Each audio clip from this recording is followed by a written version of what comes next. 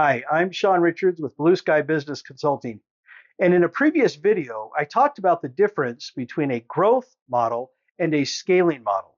And I mentioned that there were four hurdles that you need to be able to overcome in order to successfully move to a scaling model. Those four areas are number one, financial, number two, systems and operations, number three, leadership and teams, and number four, emotional well-being. In this video, we're going to talk specifically about the financial hurdle. This is typically, we're up to this point, you probably just kind of assumed that whatever money is in the bank account, that's kind of yours. You can spend it how you want. But here are three things that you ought to consider about making that move to the scaling model. Remember that in the scaling model, you've got people that are now reporting to you, but they're operating at an executive level. So this may be a time to consider, if you haven't already, number one, a full-time financial person. We'll call them an accountant for now. But do you have somebody that's full-time and dedicated to that? Number two, budgets. I cannot emphasize enough about the importance of making sure you've got a good budget system in place when you're getting ready to move to a scaling model. If you're not controlling the money, it will control you. The third is a cash flow projection. I recommend 90 days at least. If you can go out further than that, then great.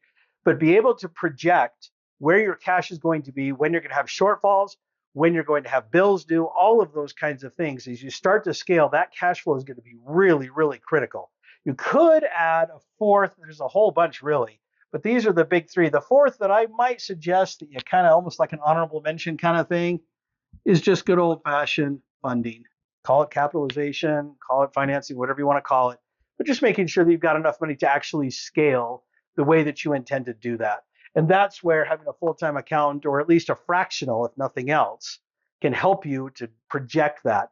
But a lot of times what's happened is up to this point in the growth model, you've maybe had a bookkeeper or somebody that's really good, kind of taking care of the historical part. But when scaling, it's really important that you look forward. Now we're looking forward, and that's what all of these are there to do. An accountant is there to help you look forward. Budgets help you control the money and know what you need to be able to spend, what's going to happen down the road, and of course, the projections going forward.